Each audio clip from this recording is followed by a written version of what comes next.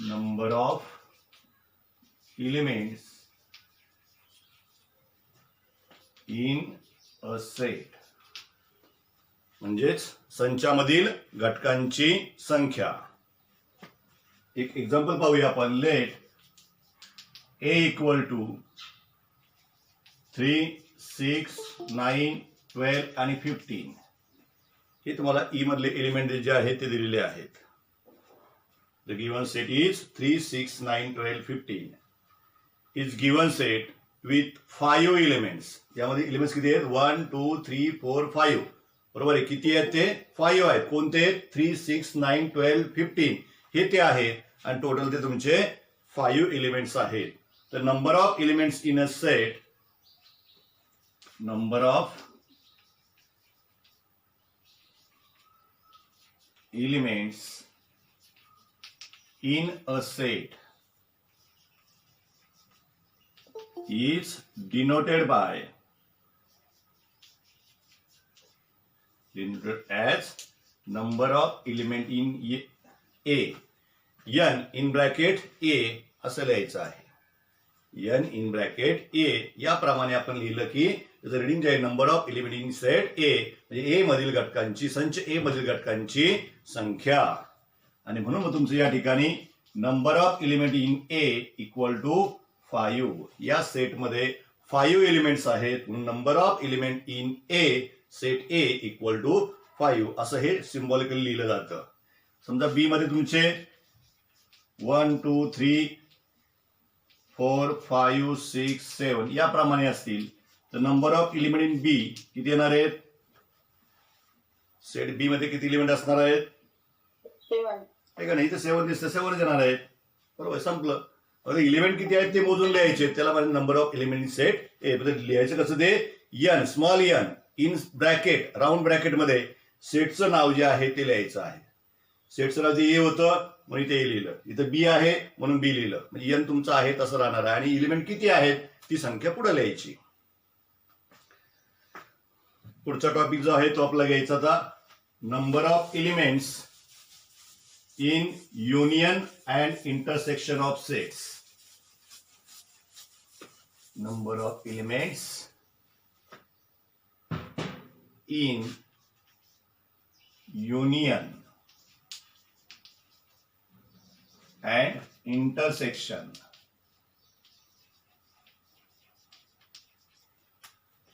of sets. म्हणजे तुमचं संयोग संच आणि छेद संचामधील घटकांची संख्या कशी लिहायची ती आपल्याला पाहिजे. पहा, मग समजा ए आणि बी हे तुमचे दोन सेट असतील. A and B are 2 sets given. The number of element in A equal to number of element in B, sorry, plus number of element in B. Number of element in A plus number of element in B equal to 5 plus 6. जे बघायचं आपण पाहिलं 5 plus 7 समजा वरती आपण मगाशी घेतलं त्याप्रमाणे 5 plus 7 equal to 12. आणि मग तुमचं 5 plus 6 लिहूया. सेट ए जो आहे तो आपण आधी लिहूया एकदा परत. Set A equal to 3, 6, 9, 12, 15. Set B equal to 1, 2, 3, 4, 5, 6, 7. जे बघायचे आपण लिहिले ते सेट. इथं परत आपण एक्झाम्पल लिहिलं, इथं कसं काय लिहिलं कसं लिहिलं कळणार नाही. म्हणून number of element in A plus number of element in B equal to 5 plus 7 equal to 12 हे तुमचं असणार आहे. आणि मग A union B set of A union B जो आहे तो लिहायचा आहे. मग कोणता येईल तो ए युनियन बी मध्ये? तर तुमचं 3 आणि 6 हे तुमचे कॉमन एलिमेंट आहेत म्हणून ते सोडून उरले सगळे एलिमेंट जे आहेत ते एकदा लिहिते तुमचे आहेत डबल येणार नाहीत. म्हणून 1, 2, 3, 4, 5, 6, 7 मी आधी बी चे सगळे लिहून काढले आणि मग पुढे 6 आलाय 9 राहिला आपण तो लिहायचा, 12 लिहायचा आणि 15 लिहायचा. म्हणून तुमचं number of element in A union B A संयोग बी मधील घटकांची संख्या बरोबर किती येणार आहे? मग ती हे 7, 8, 9 आणि 10 टोटल तुमचे हे 10 आहेत. आता ए इंटरसेक्शन बी जो आहे तो काढायचा.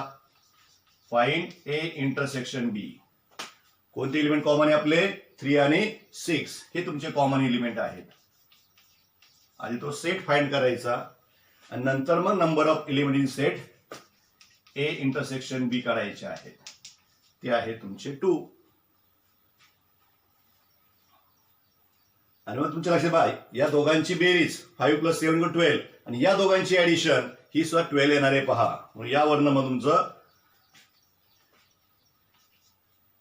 समजा याला नंबर आपण हा 1 होता, हा 2 आणि हा 3. From 1, 2 and 3. From 1, 2 and 3.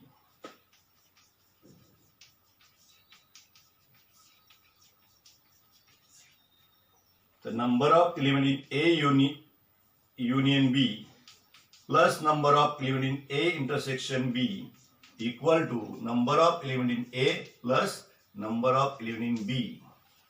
या दोघांची बेरीज 10 + 12 2 तुमचं 12 येणार आहे आणि या दोघांची बेरीज तुमची 12 आलेली आहे. 12 = 12 तुमचं इक्वल होणार आहे. म्हणून number of element in A union B plus number of element in A intersection B equal to number of element in A plus number of element B. हा जो आपला इंटरसेक्शन आहे इकडे प्लस आहे तो तिकडे नेला म्हणजे मायनस होणार आहे. म्हणून number of element in A union B संयोग संचामधील घटकांची संख्या बरोबर number of element in A plus number of element in B minus number of element in A intersection B. हा जो फॉर्म्युला आहे या फॉर्म्युल्याचा उपयोग करून तुम्हाला सेट मधले एलिमेंटची संख्या जी आहे ती फाइंड करायची. मग काय करणार आहेत तर 1, 2, 3, 4 या 4 तुमची व्हेरिएबल आहे असं म्हटलं चालेल.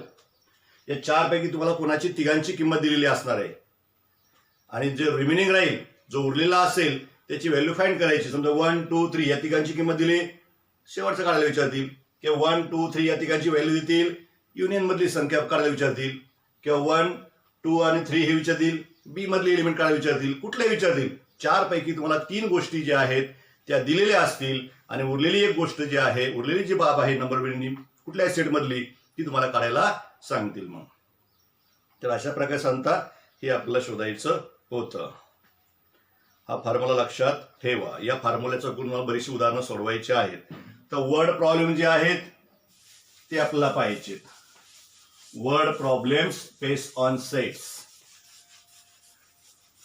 शाब्दिक उदाहरणं सेटवर आधारित काही शाब्दिक उदाहरणं आहेत. ती उदाहरणं मग तुम्ही या फॉर्म्युल्याचा उपयोग करून किंवा वेन डायग्रामच्या साहाय्याने ती सोडवू शकता.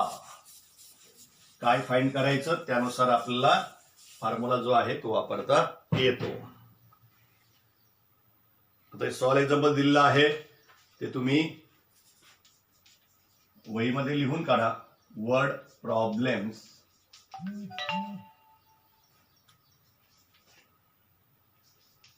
Based on sets. तर आपण डायरेक्ट आता प्रॅक्टिस सेट जो आपला आहे तो घेणार आहोत. प्रॅक्टिस सेट 1.4 त्यामध्ये वर्ड प्रॉब्लेम आलेला आहेच. प्रॅक्टिस सेट 1.4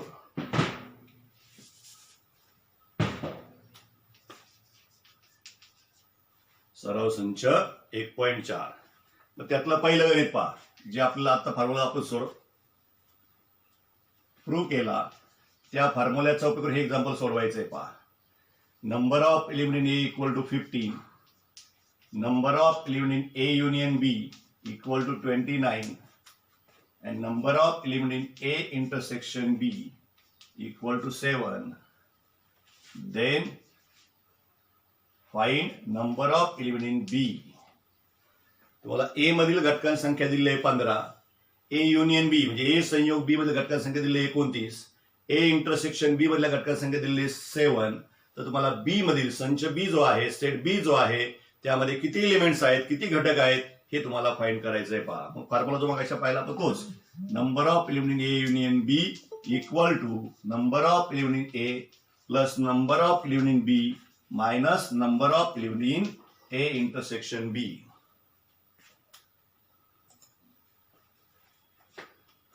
व्हॅल्यू टाकायच्या मग ज्याची ज्याची व्हॅल्यू दिलेली आहे हा आपण फॉर्म्युला लिहून काढला जो मगाशी आपण पाहिला आहे तोच.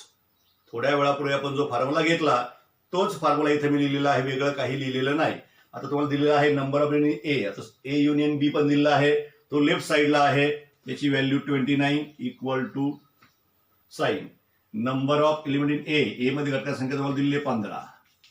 हे दिलेलं नाही, तेच आपलं विचारलेलं आहे म्हणून ते तसंच राहील. Minus number of element in तुमचे A intersection B equal to 7 given is. म्हणून हा -7 आहे, तो तुम्ही इकडे आणला म्हणजे पॉझिटिव्ह होणार आहे, equal to 15 plus number of element in B.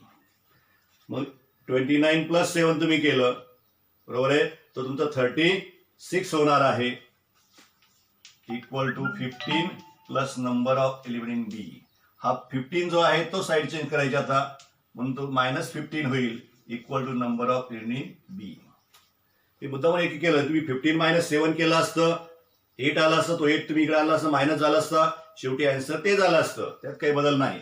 मग 15 मायनस तुम्ही 36 - 15 केलं ते 21 येणार आहे, म्हणून number of element in B equal to 21. म्हणजे बी मधील एलिमेंट संख्या जी असते बी जो आहे त्यामधील एलिमेंट संख्या ही तुमची 21 असणार आहे. Number of element in set B is 21. आलं लक्षामध्ये? अरे लक्षात आलंय का? ओके. आता आपला वर्ड प्रॉब्लेम जे आहे, जो आपला पॉइंट चाललेला आहे त्यावर आधारित दुसरं एक्झाम्पल आहे पहा. नंतर यातलं तिसरं आणि चौथं कॅन्सल झालेलं आहे, तुम्हाला मी आधी सांगितलंय.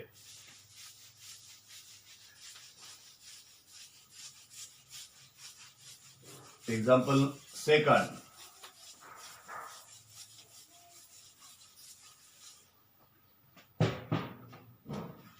If a hostel there are 125 students. In a hostel there are 125 students. म्हणजे टोटल स्टुडंट जे आहे ते किती आहेत? Total students in hostel equal to 125. Out of which 80 drink tea. 80 जे आहे ते चहा पिणारे आहेत. नंतर 60 drink coffee and 20 drink tea and coffee. Out of which म्हणजे या 125 पैकी 80 विद्यार्थी जे आहेत ते चहा पितात, 60 drink coffee म्हणजे 60 विद्यार्थी कॉफी पितात, and 20 drink tea and coffee both म्हणजे तुमचे 20 विद्यार्थी जे आहेत ते चहा आणि कॉफी दोन्ही पितात. Find the number of students who do not drink tea और कॉफी. तर असे किती विद्यार्थी आहेत की जे चहा आणि कॉफी काहीही पित नाही, अशा विद्यार्थ्यांची संख्या आपल्याला शोधायची आहे. तर इथं तुम्हाला आधी आपला चहा पिणारे कॉफी पिणारे हे विद्यार्थी आपण मानणार आहोत, बरोबर आहे. The student let the student drink a tea is set A. म्हणून तुमचं number of element in set A equal to 80. Let the student drink a tea is set A. नंतर let the students drink a coffee is set B. A, B, C कोणतेही अक्षर वापरू शकता, किंवा T साठी तुम्ही टी अक्षर वापरू शकता, कॉफी साठी सी अक्षर वापरू शकता, कुठलाही तुम्हाला जे योग्य वाटेल ते. म्हणून number of element in B equal to ते दिलेले तुम्हाला 60. मग तुम्हाला दोन्ही सांगितले. The number of students, hence the number of students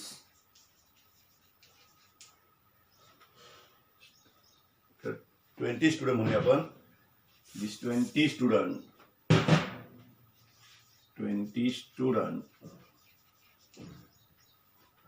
drink tea and coffee both. म्हणून हा सेट तुम्हाला कोणता मिळणार आहे? कोणता असेल? ए युनियन बी असेल का ए इंटरसेक्शन बी असेल?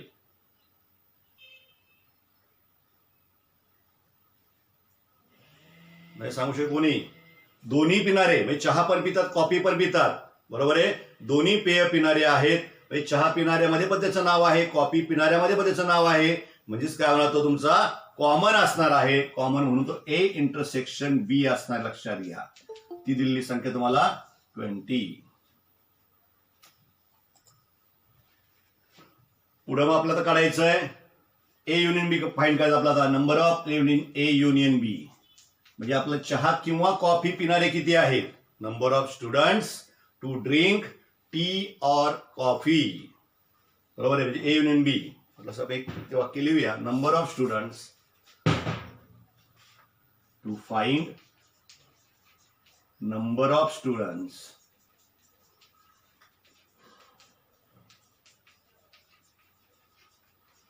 To drink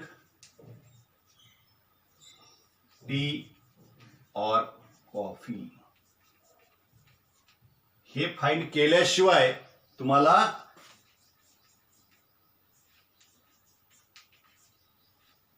number of student do not drink और कॉफी हे तुम्हाला फाइंड करावं लागेल. आधी पिणारे शोधायचे आणि पिणारे फाइंड केल्यानंतर मग उरलेले जे असतील, टोटल स्टुडंट तुमचे किती आहे? 125 आहेत. त्यापैकी चहा आणि कॉफी पिणारे, चहा किंवा कॉफी पिणारे एकूण स्टुडंट जे आहेत ते आपल्याला फाइंड करायचे आहेत. आणि ती आपण व्हॅल्यू यातून मायनस केली, 125 मधून मायनस केली की रिमेनिंग स्टुडंट जे असणार आहेत ते आपोआपच तुमचे काय असणार आहेत? कॉफी आणि चहा न पिणारे स्टुडंट असणार आहे. मग फॉर्म्युला वापरायचा आपला आता.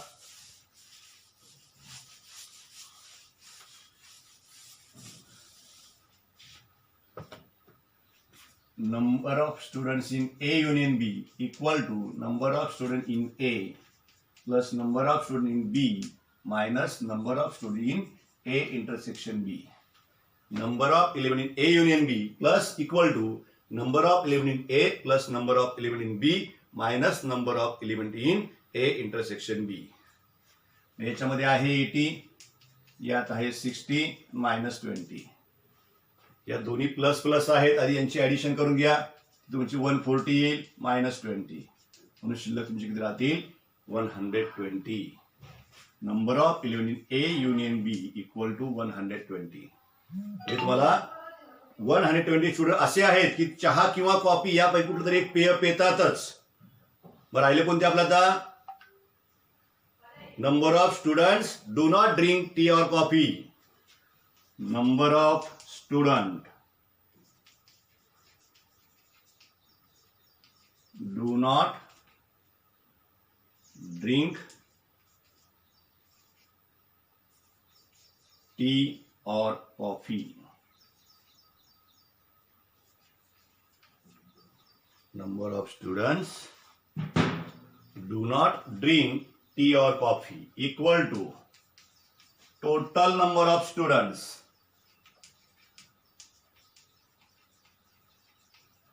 In hostel. हॉस्टेलमध्ये एकूण विद्यार्थी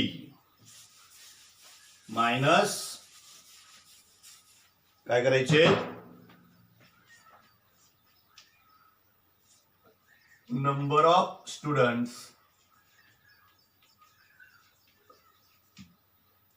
to take tea to take और to drink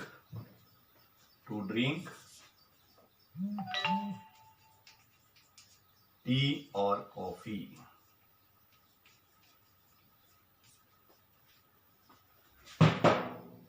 total number of student जे आहे ते 125 आहेत. आपण आताच काढले चहा किंवा कॉफी पिणारे ते 120 आहेत. म्हणून या दोघे सबट्रॅक्शन केली. हे आन्सर आपलं किती येणार आहे? 5. म्हणून 5 स्टुडंट असे आहेत की ते चहा किंवा कॉफी काही पित नाही. चहा किंवा कॉफी न पिणारे म्हणजे तुमचं the number of students do not drink tea और कॉफी इक्वल टू 5 किंवा 5 students do not drink tea और coffee. 5 students do not drink tea और कॉफी. ते कुठल्या प्रकारचं पेय जे आहे ते न पिणारे विद्यार्थी हे 5 आहेत. ओके, समजलं? सगळ्यांच्या लक्षात आलंय? शेवटी फॉर्म्युला वापरला आपण. वर्ड प्रॉब्लेम मध्ये सुद्धा फॉर्म्युलाच वापरलेला आहे, वेगळं काही केलेलं नाही. फक्त हे वर्ड प्रॉब्लेम आहे, शाब्दिक उदाहरण आहे. त्याच्यावरनं आपली सेटची नावं जी आहे ती आपल्या मनाने घ्यायची होती. ABC घ्या किंवा AB घ्या, XY घ्या, कुठलाही घ्या तुम्ही तुमच्या मनाने, ॲज यू लाईक. 5वं एक्झाम्पल, 3रं आणि 4थं कॅन्सल झालेलं आहे. 5वं एक्झाम्पल आपण घेऊया.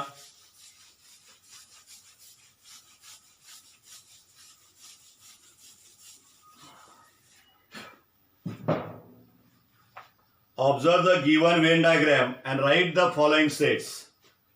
बरोबर आहे, आपल्याला वेन डायग्रामचं निरीक्षण करायचं आहे आणि त्यावरनं सेट जे आहेत ते आपल्याला लिहायचे आहेत. तर हा तुमचा युनिव्हर्सल सेटसाठी रेक्टँगल वापरला आहे. 2 सर्कल आहेत आतमध्ये, त्या 2 सेटसाठी ती 2 सर्कल वापरली आहेत. एका सेटचं नाव A आहे, एकाचं नाव B आहे. इथे X, Y, Z आणि दोघांच्या इंटरसेक्शन मध्ये MN आहे. P, Q आणि R. बाहेर इकडे S आणि T आहेत. तर तुम्हाला पहिला सेट जो आहे लिहायचा तो लिहायचा आहे. Write the first set is A. मग सेट A कोणता येईल? सर्कल A मध्ये असले सगळे एलिमेंट कोणकोणते? मग X, Y, Z आणि M आणि N सुद्धा आहेत, लक्षात घ्या. म्हणून X, Y, Z, M आणि N. X, Y, Z, M, N हा तुमचा सेट A असेल. Second set B. कोण सांगतो सेट B माता? हा सर्कल दुसरं सर्कल, दुसऱ्या सर्कल मध्ये असलेले एलिमेंट. बरोबर आहे, P, Q, R आणि M, N. बरोबर सांगितलं पहा. P, Q, R, M आणि N. MN तुम्ही आधी लिहिलं नंतर P, Q, R लिहिलं तर काही बिघडत नाही. तिसरा सेट जो आहे लिहायला सांगितलं आपला A union B. A union B म्हणजे या दोघांची मिळून सेट आपण तयार करायचा आहे. म्हणून पहिला आपण A लिहून काढला, X, Y, Z, M, N. नंतर काय लिहायचं फक्त आता P, Q आणि R. परत MN लिहायचा नाही. तर MN दोनदा आले. कॉमन एलिमेंट जे असतात ते एकदाच लिहायचे असतात, डबल लिहायचे नाही. पुढचा लिहायचं तुम्हाला U. चौथा सेट आहे सेट U. U कोणता येईल तुमचा? ST. नुसता ST U. U मध्ये एलिमेंट नुसते ST नाही, हे सगळे एलिमेंट त्याच्यामध्ये आहेतच. तुमचा A युनियन B जो आहे तो पण येईल आणि पुढे तुमचं फक्त S आणि T जे आहेत ते सुद्धा येणार आहेत. म्हणून X, Y, Z, M, N, P, Q, R, S आणि T.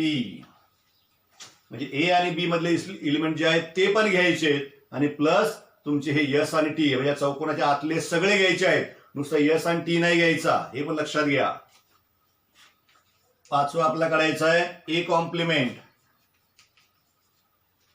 A कॉम्प्लिमेंट घ्यायचा आपला. A चा पूरक संच.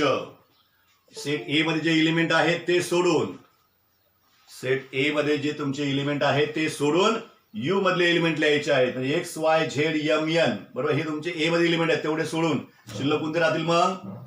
P, Q, R, S आणि T. हा तुमचा A कॉम्प्लिमेंट असणार आहे. सहावा आपला फाइंड करायचा आहे B कॉम्प्लिमेंट. म्हणजे तुमचा P, Q, R आणि M, N हे घ्यायचे नाहीत. बरोबर आहे. या युनिव्हर्सिटी मध्ये P, Q, R आणि हे M, N म्हणजे हे मधले 5 एलिमेंट वगळायचे आहेत. म्हणजे X, Y, Z आणि S आणि T.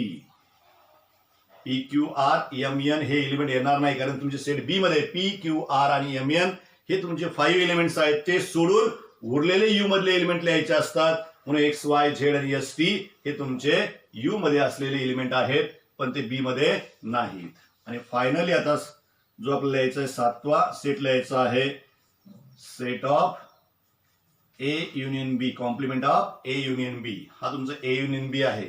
याचा तुम्हाला कॉम्प्लिमेंट सेट लिहायचा आहे. मग तुमचे X, Y, Z, M, N, P, Q, R. X, Y, Z, M, N, P, Q, R हे तुमचे एवढे सगळे एलिमेंट जातील, जे 8च्या 8 एलिमेंट जातील. शिल्लक राहील तुमचं फक्त S आणि T. बघा ते सुद्धा बाहेर येत पहा, म्हणून त्याला कॉम्प्लिमेंट तुम्हाला म्हणता येईल. ओके, संपलं. म्हणजे आपण वेन आकृतीवरनं सेट लिहिले किंवा सेटवरनं आपण वेन आकृती काढू शकतो, हे लक्षात घ्या. तर अशा प्रकारे हा आजचा टॉपिक आपण पूर्ण केलेला आहे.